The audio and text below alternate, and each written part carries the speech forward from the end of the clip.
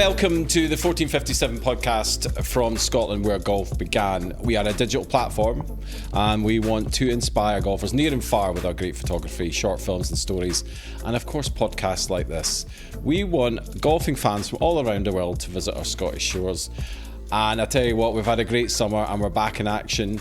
I'm Stevie, your resident golf nut, your functioning golf addict, and as usual, I'm joined by Mr. Malcolm Duck. Good evening, Malcolm. Good evening, young man. How are you with the most wonderful name in the world? That'll make sense in a minute. And Stevie. And Dave Kerr. Evening, Dave. How are you, mate? Good evening, gentlemen. How are we today? And as Malcolm's alluded to, we have a very special guest from across the pond, as we like to say, and I'm going to let Dave do the big build-up for a very special guest with a great first name. Yeah, this evening we're lucky enough to be joined by Stephen Proctor. Stephen's had a background in the print media, but then since stepping away from that, maybe retiring, Stephen, if I may use that word, really focused his efforts in golf and become, I would say, almost certainly one of the foremost historians when it comes to golf in Scotland. If that's not too much of a big build-up, Stephen, sorry. Maybe you'd like to introduce yourself. Certainly. Thank you for that, though. It was very kind. I was a newspaper man for 35 years, and toward the end of my career, I started playing golf, and like so many people, I got ridiculously addicted to the game of golf. And my natural hobby and habit when I'm in something is to start studying the history of it, and I did that with golf, and then I was even worse hooked because there are just a lot of wonderful, fascinating stories in the history of the game. And I began to read obsessively about it with I had always had the idea of retiring early. And so, because my father's philosophy was you should have as many years doing whatever you want as you have doing something that someone told you had to do. And I thought that was a good life philosophy, so I built toward an early retirement. And but I know myself, I need to write to be happy, so I needed to have something to write about, and I decided on golf history. And that's how I ended up getting here. And I started with a book about young Tommy called Monarch of the Green, which did quite well. And now I have another book out about what Tommy wrought, basically, which is the game moving down into England and thence around the world. And the second book, The Long Golden Afternoon, just tells the story of what happened after Tommy's fame took the game outside of Scotland and how the rest of the world embraced it and how it evolved into the modern game that you know today. Wonderful. And in addition to that book launch this summer, you've also spent quite a bit of time in Scotland yourself and doing something I think we're calling the Old Tom Morris Trail. I don't know. Do you want to tell us a bit about that? Yes, this June in Scotland, on behalf of Bonnie Wee Golf, a touring company there that is run by a good friend of mine named David Harris, I came to play the newly created Old Tom Morris Trail as the first person to play it other than the founders, David Harris and his partner, Stuart Morrison. And the trail is basically something that's meant to be the golf equivalent of the North Coast 500. It's 18 golf courses that take you the length and breadth of Scotland, but the larger point of it is to have a trail of courses that honors what Old Tom Morris did to establish the game in Scotland and elsewhere around the world by building it literally one golf course at a time through almost all the years of his life. So the course consists of 18 courses that he either designed or was consulted in the design or was influential over the individual who did design it, in the case of North Berwick, where his involvement was limited, although it would be hard to think of a place beyond North Berwick that had more influence over Tom's life. So Tom's presence at North Berwick is quite vivid. So that's what the intent of it is, and I went in June and played all 18 of them with the goal of producing live content on Twitter for Bonnie Wee Golf, which I did do, a video essay from all of the 18 clubs. And I am presently busy writing what will probably be a magazine about the Old Tom Morris Trail, which will consist of essays by me on all 18 of the courses, and then a larger piece reflecting on Tom and his work and his contribution to the growth of the game as you experience it by playing these 18 golf courses and traveling literally almost every place there is to travel in the wonderful country of Scotland. Yeah, it's quite a list of golf courses. It really takes in every corner of the country. Do you want to just take us through the journey that you took to kind of tick those courses off? Absolutely. Now, I think I don't need to tell you, Dave, as you're over there and in the business, but it was really an odd year for golf travel this year because the first year free from the COVID epidemic in entirety, and that coinciding with the 150th playing of the Open Championship at St. Andrews, created a level of demand that, as far as I understand it from David Harris, was unprecedented. And so it was not possible for me to come and play the trail in the established order in the course of a single month, just because it wasn't arranging tee times at critical places, was difficult to do, and some were literally quite down to the wire, where very nice families let me in with them at various places, in particular St. Andrews. So I started in Askernish, which was just absolutely great, and I think it was kind of curious from an old Tom Moore standpoint to start on one of the most famous golf holes in the world, and maybe the greatest opening hole in golf, and one of the ones that's demonstrably a surviving, exactly as was made, old Tom Moore's hole. So that was a wonderful way to begin. I played Askernish.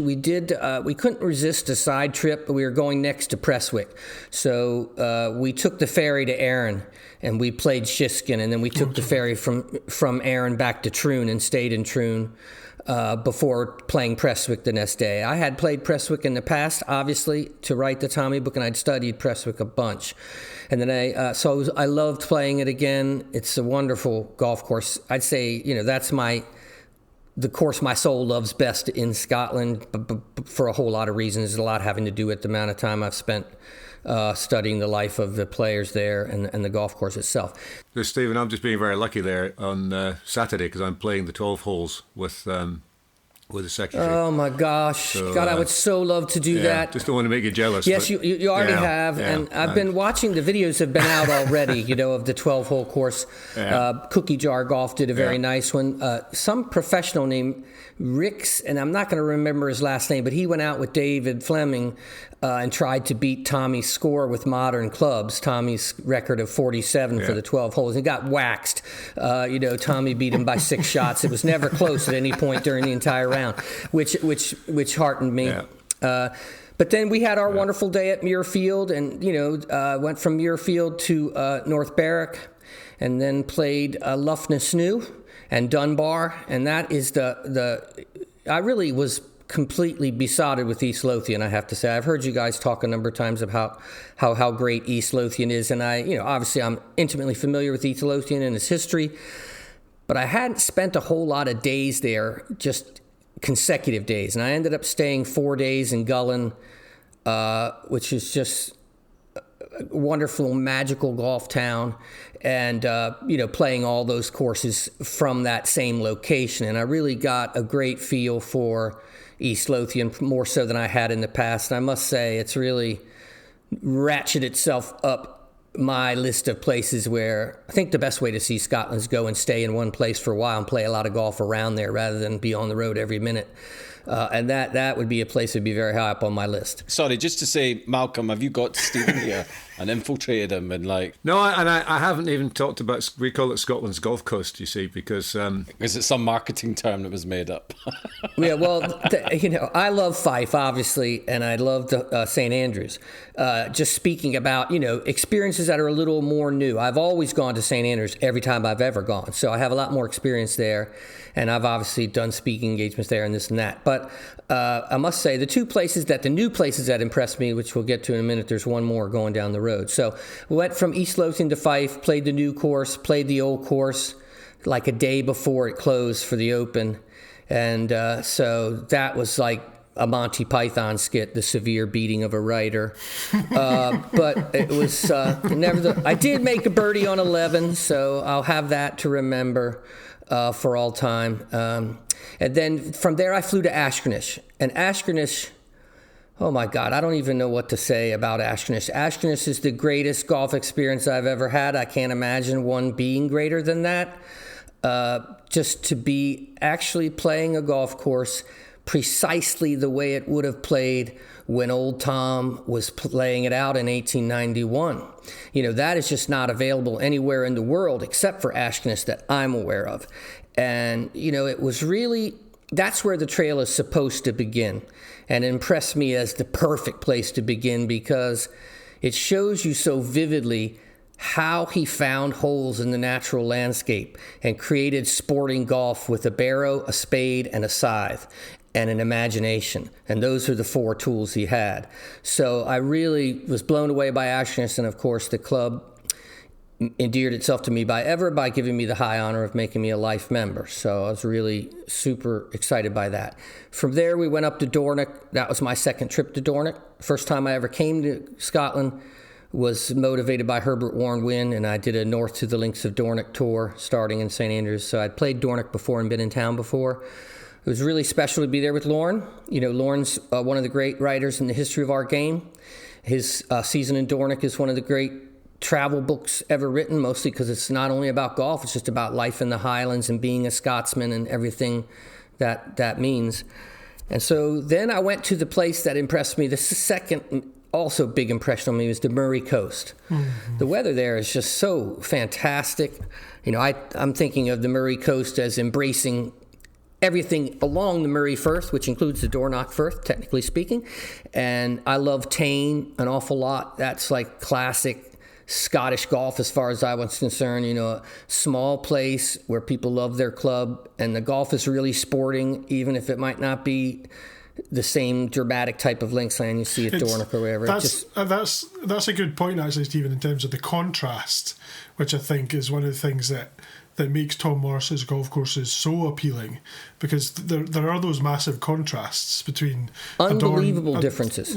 Dornoch and Tane are two, despite their relative proximity in terms of geography, just 2 very different golf courses, right?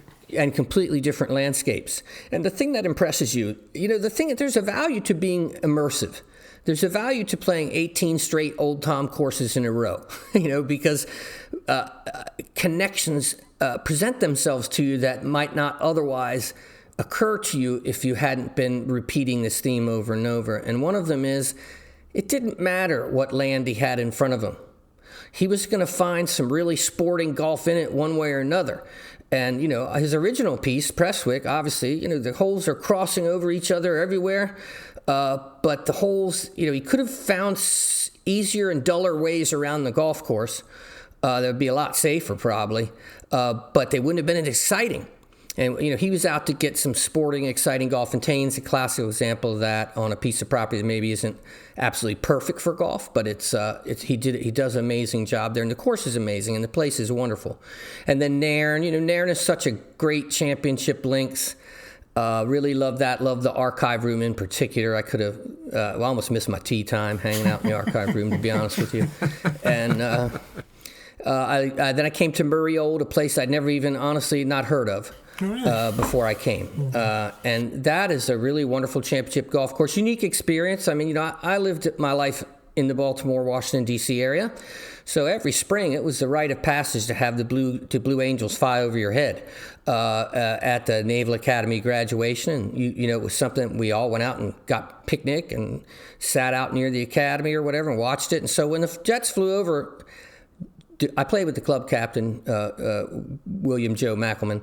Great guy, wonderful man. And it just so happened, as we were walking off the first tee, the Jets just flew right over our head. And he said, well, we arranged that as a welcome or whatever. But and so I enjoyed that course, a real great championship course. The town was great. And then you go to Cullen from there. Cullen was amazing. Just that is one of the most unique experiences I've ever had in golf. I got to play that with Hickory Clubs with Boris Litzo. I had visited his shop in Gullen and bought a spoon from him, and he then announced that he was coming to play in the Open with me at Cullen with the Hickories. So we had a spectacular day. Jack White. Yes, he likes to go as Jack Boris White. Boris Jack White. I'm only going to go as far as the golfer formerly known as Boris Litzo. Because you can't just make up names, and Jack White is a real man. So well. Yeah, but what is his point with Boris? He's done a huge amount. He's actually planning a big Hickory thing next year at Gullen. Boris is a very unique kind of guy. He stayed with me at the beginning of his time. he runs a great shop there. Yes, he does. By being Jack White. He's trying to bring Jack White back to life, and Jack White was the first player caddy. So having been a caddy, he kind of moved to becoming player, having won the Open. Spent a lot of time at Sunningdale, but was from these parts. So yeah, Boris has done quite a lot with, and he's got a couple of other guys working with him in the putting school and so on, doing the history and really trying to bring that character, Jack White, back into prominence and trying to give him his place in golfing history. So Boris is a character and a half. No, I absolutely love Boris. Boris, the day we had together playing, I was impressed by his hickory game. Also, the guy can play those hickories. He's very good. He's really good with them. So that was wonderful. He just won Goodwood. Yeah, just won the Goodwood pairs. Oh, good for him. Yeah. He's a character. Anyway, I saw him at Nairn. I saw him at Cruden Bay also. He was up there since he went up to play with me in Cullen. He was just getting in other golf, and we were crossing paths everywhere. So I ended up having several pints with Boris, which was a treat.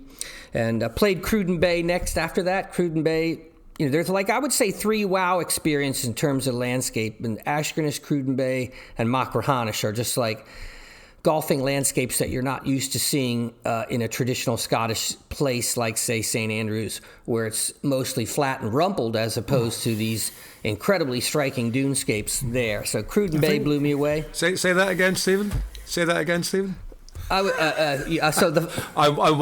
winding up, Dave, because on the No Laying Up podcast, I didn't get in trouble. It was quite funny. I hadn't kind of quite figured they were interviewing me in the bar, asking about St Andrews, and I was kind of, having a go at the home of golf, and it's really Scotland. And I described the old course on the first in St Andrews as a field with a stream across it with a particularly flat green. I went on to redeem myself, and because once you play the course a bit more, it's just a wonderful place, and that first hole is great. So I know you've listened to the podcast, but you know that Dave and I.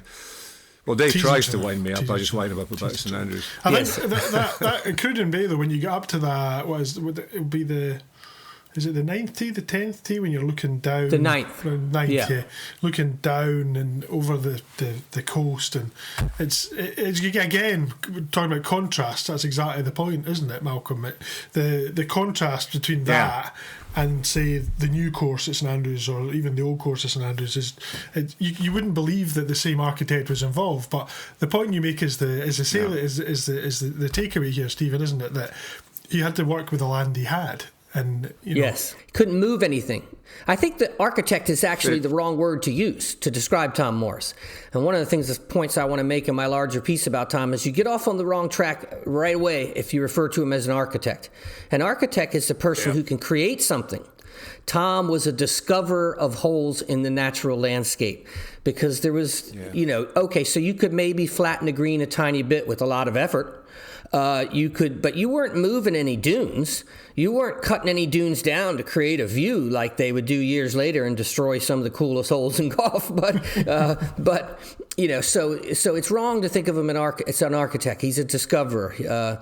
He's like a land whisperer of some kind. So on that kind of tack, I know Tom Doak very well. I've just went to play St Patrick's in Rosapena, and again, I've played 3 or 4 of his plays. So again, with Tom, I know he's taken obviously a huge amount of inspiration, and he would never compare himself. He would never be happy with a comparison.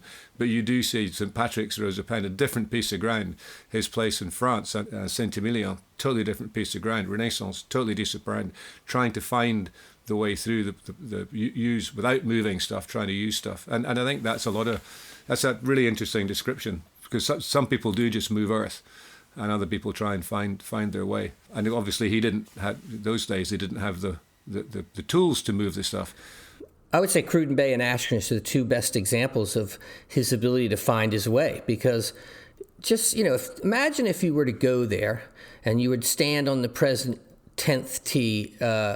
11th tee at Askernish, that par 3 there, where the Atlantic Ocean is the only thing you can see to your right, and Canada is your next stop.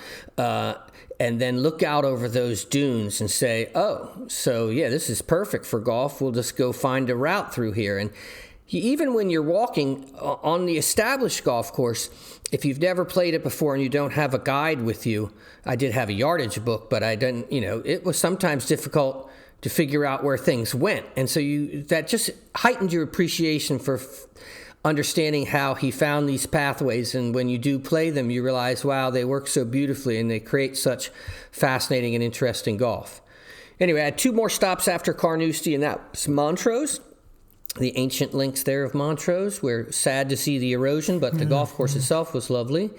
And then finally, last stop at the hardest golf course in the world, Carnoustie. And it was, that was, I was reaching my 325,000th step as I played the 18th at Carnoustie. And that was completely evident in the quality of the swings that were involved.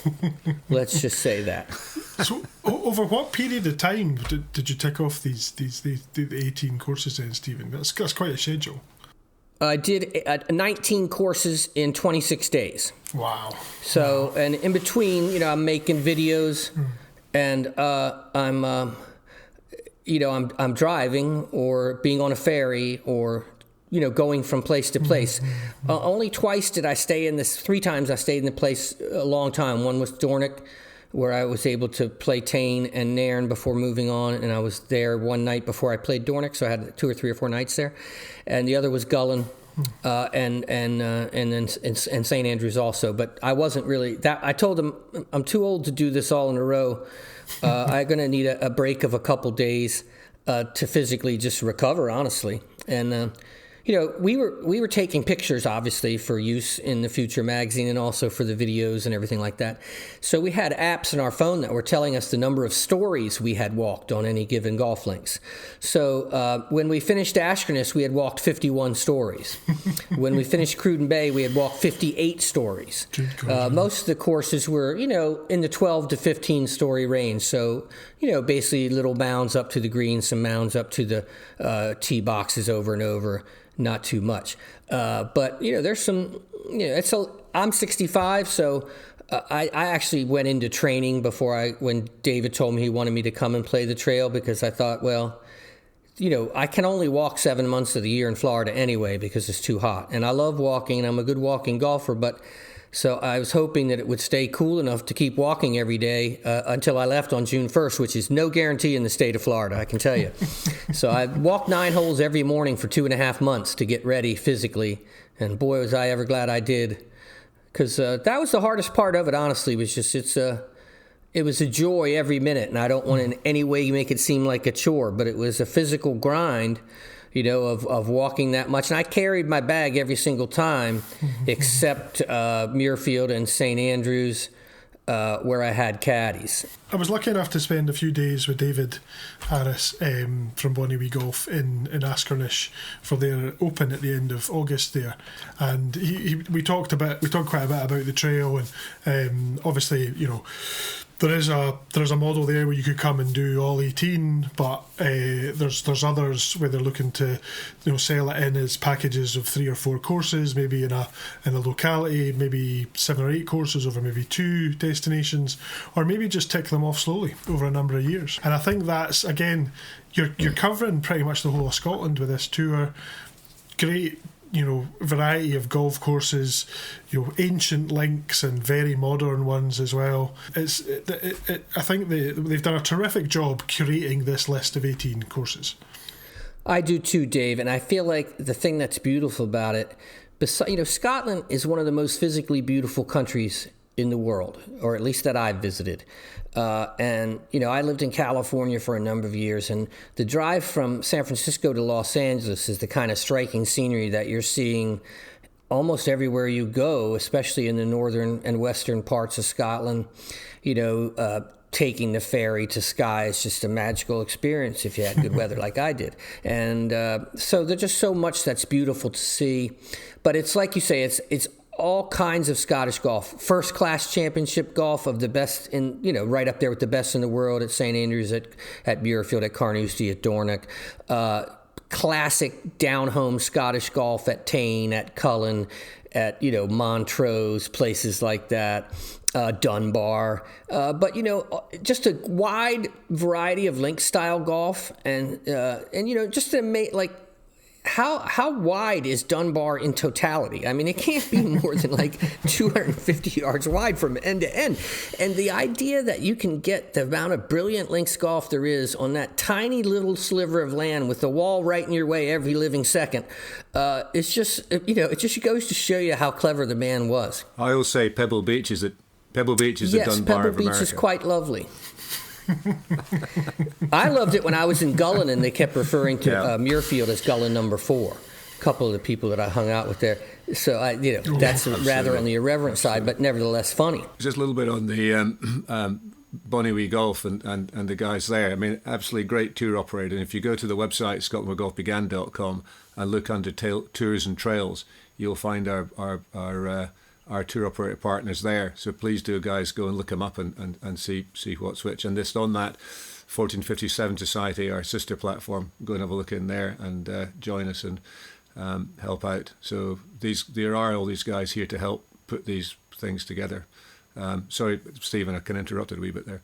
No, I'm glad you said that, because I can't even begin to explain the incredible hospitality that I received the entire time I was on the Old Time Morris Trail from Bonnywee Golf themselves. Now, obviously, my case is a bit of a special one in the sense that I was coming to do things on their behalf. But the way they treat you is just, I'm a person that came from humble means. So I haven't had the experience of luxury travel prior to this. And I must say, it was quite a treat. David Harris, Rachel Brewer, Cameron Howe, Stuart Morrison, all of them, they're just the most wonderful people. And every single one of them took extraordinary pains to make sure that I was happy and comfortable at all times. And, I happened to celebrate my 65th birthday in Scotland because my birthday is in June. And, they made sure that there was a birthday cake after the round, and I walked into Cruden for dinner, and there was a big birthday sign over my table. They just went so far to make me feel happy at all times, and I'm sure they do that for every client. So I couldn't say enough good things. But just on that, if someone comes into my restaurant and they're a food critic, I can't do anything more to help them than I can to a normal customer. So you can either do it or you can't. So it's what these guys, Dave's one of our other partners on the tour operator site, that's what Scottish hospitality is about, and that's what these guys do. So, yeah, they do it for you because you're special, but that's what these guys do all the time for all their folk. That was my impression too, Malcolm. That's why, that was my impression. Why we have this platform. So that's exactly what we're trying to get you on to tell the rest of the world about why it's so great to come to Scotland, because it's not just the big courses. I mean, how many guys listen to this have heard of Tain? Many of you won't have. Yeah. But there are all these great courses that are undiscovered. They're here to waiting to be played. All these great little restaurants and pubs and bars. And again, these guys are important to us. I mean, where did you stay on the trip? Well, I stayed, my first stop, I stayed at the Royal Hotel in Machrihanish. Lovely hotel, enjoyed that. At Troon, I stayed at the Salt House, which was really cool because you had your own little apartment, sort of, and you had a little breakfast area where you could sit outside and have your morning coffee looking over the harbor there. So that was quite lovely.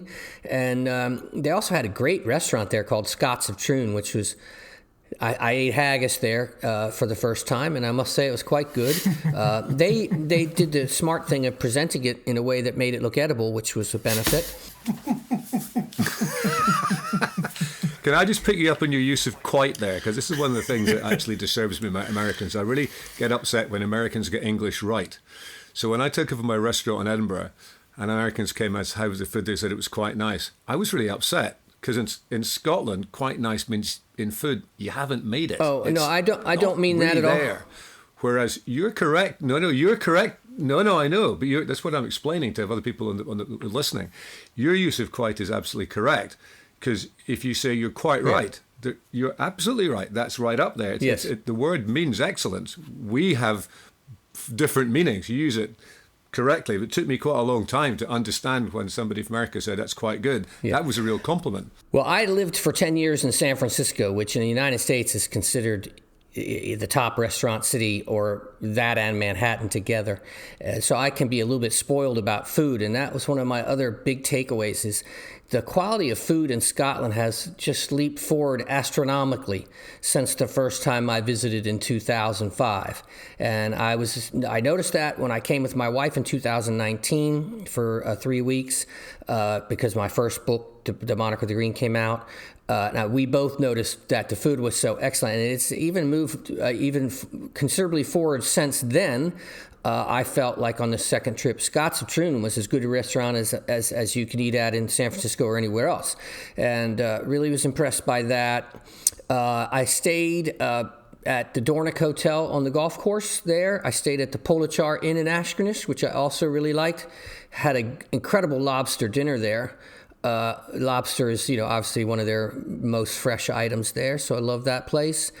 I stayed at the dunes at Cruden Bay, the place that Rue McDonald graciously let us use. And Rue played the golf course with us, had the greatest remark ever on the 9th tee. We were standing up there. All you can see on your left is this incredible panorama of the Atlantic Ocean, North Sea, that is, basically equal to anything, including the view from atop Gullen Hill. And he says to us as we're teeing off, "Look, you got all of Scotland to your right, boys. Don't miss left," which I thought was pretty funny. But trying to think of other places. I stayed. I like that. I stayed at a bed and breakfast at Nairn that was really lovely, but I'm not going to remember the name of it now. But the accommodations everywhere are great. The other thing about visiting Scotland is the Scottish people are the most wonderful, welcoming people you could ever hope for on any travel excursion. I've been to Rome and various other places. People are nice, but the Scottish people, especially if you seem to like Scotland, I've never been asked my score when I came off a golf course in Scotland, not once in my life. Everyone has always asked me, "How did you like our course?" And Scottish people are really, really proud of their country and of their golf, as they should be.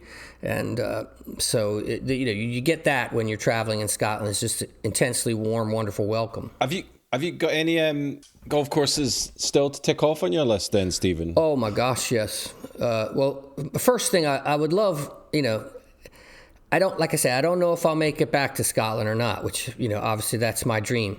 But if I did one thing, I want to go back to Askernish and play as a life member. It's not every day somebody makes you a life member. So the main thing I like to do now is I like to go back and play in the Askernish Open. I followed you and Dave and Cameron and Stuart playing in that because they were, keeping me posted with texts and photos and everything. And that'd be the first thing I'd want to do, is to go play in the Askernish Open if I could. I would like to do more exploration of the courses along the Western Isles. One of my good friends in golf is Jim Hartzell. I don't know if you guys have heard of Jim or follow his account. You should if you don't. No, Jim's been on the podcast. Okay, yeah. I've written a little bit for the back of his book. So he's I love the courses that he explores, the little tiny ones everywhere. Like I'd love to play Durness, Boat of Garden. There's just so many places I'd like to play. I love the James Braid course. I never played Goldsby. Shameful that I haven't been up to Goldsby. I'd love to do that, but.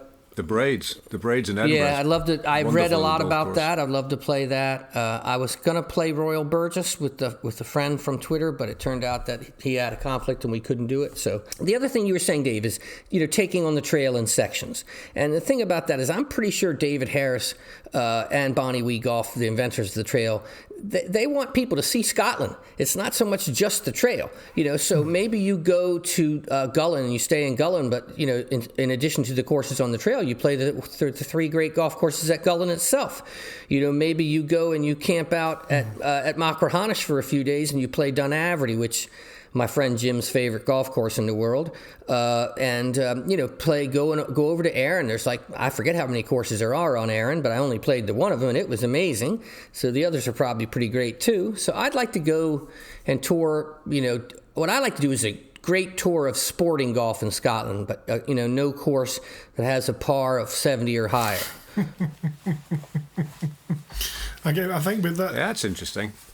Yeah, I think we, in our last podcast, we talked a bit about pulling together a list of Scotland's 18, the best 1 to 18 holes across Scotland. And I think that's an interesting one just to think about. We got stuck on trying to get the first in Lothian, Fife and Ayrshire. So I know. So the first might be easy if it's Askernish, but it's the whole thing. But one of the points is we pull other people in. Yeah, but I wonder, that could be interesting just to think about, some of those kind of more short form courses, or even a 9-hole course where you picking out your favourite holes from these kind of courses, because Scotland's blessed with quite an amazing variety of everything from the championship links to, as you say, those small town golf courses that are very rarely visited by international travellers or even local Scottish travellers. No, exactly. Oh, Kilspindy here in Aberlady. I got invited to play Kilspindy with Hickories by Gordon Shallot, and I wish I had been able to do it because it sounds amazing. And I saw that the Fried Egg guys played Hickories with Boris at Kilspindy, and I saw their little video, and it looked pretty amazing. But there's just so much great, golf in Scotland that I could go to Scotland every month for the rest of my life and not exhaust golf courses that I'd want to play. That is for sure. And I'd love to go back to certain ones I played this time, obviously, but my tendency is to want to play new places just because it adds to your knowledge. See, that's it. I mean, I get that, but it's interesting. But you look at raters, and for instance, going across to play St Patrick's, and I know we're outside Scotland, but I'd have to play that 2 or 3 times to understand the course. So it's sometimes hard to play the course once and then really know it. No, I think you're right, Malcolm, and that's the problem with living here. Yeah. Is that you only get to go a certain number of times. Yeah. But if I were you and I lived there, well, I'd play Cullen every day for a month, try to figure that place out. I still don't think anyone would manage it, Stephen. That is an enigma, that golf course. It is. It's just one of those. It's unlike anywhere else. Do you know when you play a golf course? I do, certainly. There's always a kind of shorthand in my mind where I need to compare it with something else. Yes. Cullen is one of those very, very, very few golf courses where I cannot think of another golf course that is anything like it at all. Right, no, and there is no comparison. The same with Askernish, mostly from a conditioning standpoint, as opposed to the links itself, which might be compared to, say, Machrihanish or to Cruden Bay or whatever. But like I say, I'm inclined to like sporting golf more, probably because I'm not that great at championship golf. But like Crail, I really, really love Crail. This was my second time playing Crail too, and I played that with Hickories. I played Tane with Hickories. Played Askernish in a 40-mile-an-hour wind with Hickories, was perhaps not the best choice. I played Shiskin with Hickories. Played a number of them, and Cullen with Hickories too, with Boris. And so, there's a lot of these sporty courses are great for the retro clubs, and I know, and that's true of whether you like to play 1970s retro clubs or whether you play Hickory clubs. So, and that adds to the experience too. As you kind of alluded to earlier, I was lucky enough to play with you at Muirfield the day you played there, and I knew we'd hit it off. But I especially knew we'd hit it off when you suggested that we play from the forward tees.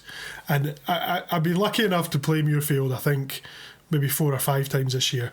But with no disrespect to my other playing partners that I've played in those other 3 or 4 occasions, that day I had great fun that day. And I think, we've talked about it a little bit on the pod before, I think, about understanding your ability and your capability and the course conditions and choosing tees that are appropriate for that. For that day, it was absolutely perfect to play off those forward blue tees, and I had great fun. It's one of the most enjoyable rounds of golf I've had this year.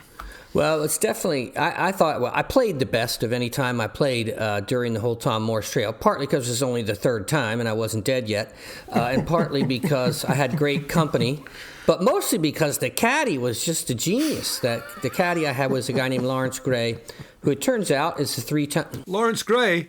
A genius? Really? I loved Lawrence.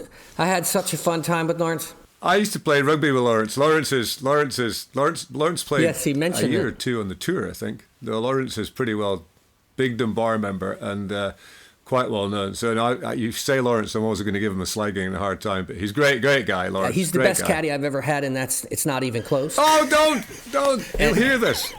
Well, it's written right in his copy of Monarch of the Green. So I signed it to the best caddy in the world, bar none.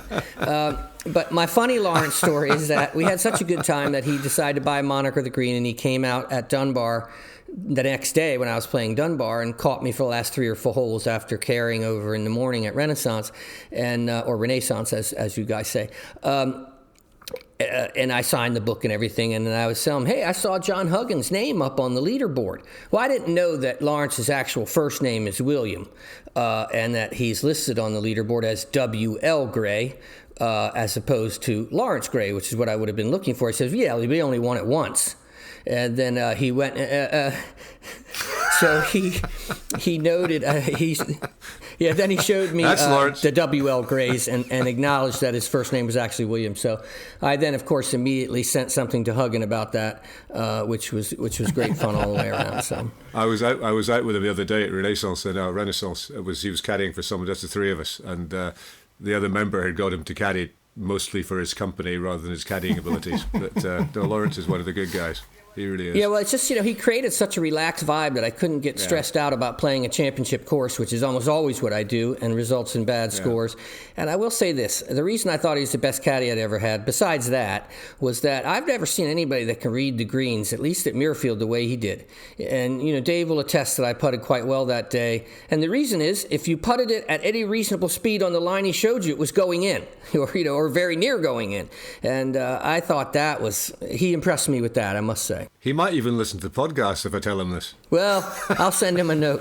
That putting performance, Stephen, as well, was not a great advert for modern manufacturers of putters. Tell us a little about your putter. My putter is a replica of Harry Vardon's putter. It's a brown Vardon style putter that was built by Louisville Golf Company here in the United States. They make replica clubs for Hickory players.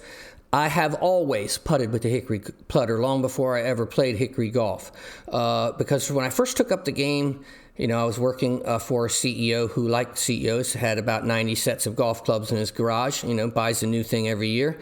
And he was trying to unload some of them, and he invited me in to see if I wanted to get anything. And so I wandered around, I have a peculiar set of golf clubs anyway, and the only thing I wanted was this hickory shafted putter, which was the one thing he didn't want to sell. So then I decided, well, I'm going to get myself a hickory shafted putter because I love the way it felt when you putted with it. There's something about the wood that I felt like I got a better response as to the stroke than I did from metal. But that's probably entirely psychosomatic, having zero to do with the actual club. But so I've always putted with the hickory putter, various ones. I fell on the brown Vardon putter about 8 or so years ago, and I love that thing. And it rolls them in, as you saw. It does. It certainly does. But there's no depth to the face. It must have a sweet spot, smaller than a cent. But you played beautifully that day, certainly. Beautifully. Yeah, the rest of the trail, not so much. I wrote my scores down because I needed to know what I made on various holes for purposes of writing, but it was intensely depressing exercise most of the time. I had a putt for an 89 at Muirfield, and it broke my heart that I missed it, because that would have been something to say that you could actually break 90 on a course like Muirfield, which is a pretty great golf course. So wrapping things up, Stephen, if our listeners want to sort of check out your work and get in touch with you, what's the best way to do that? So I'm old-fashioned, so I only have a Twitter account, and I only have that because my kids made me do it. It's at S Proctor Golf, capital S, capital P, capital G, at S Proctor Golf. My 2 books are available. If you're in the United Kingdom, you can get them at almost any bookstore. Monarch of the Green and Long Golden Afternoon.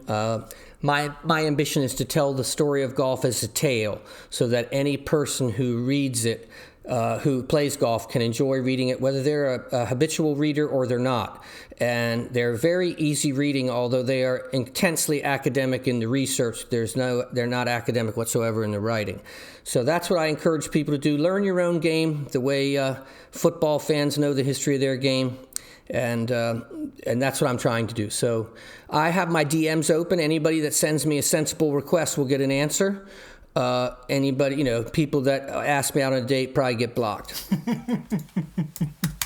Well, not asking you a date, Stephen, but there's always a bed for you here in Aberlady at Ducks if you'd like to come. Oh, I appreciate that, Malcolm. Take you around Renaissance, just because you're talking about, one of the historical guys who found a way around golf courses, because I quite like Tom Doak's work, and he's building a new one up at Castle Stewart.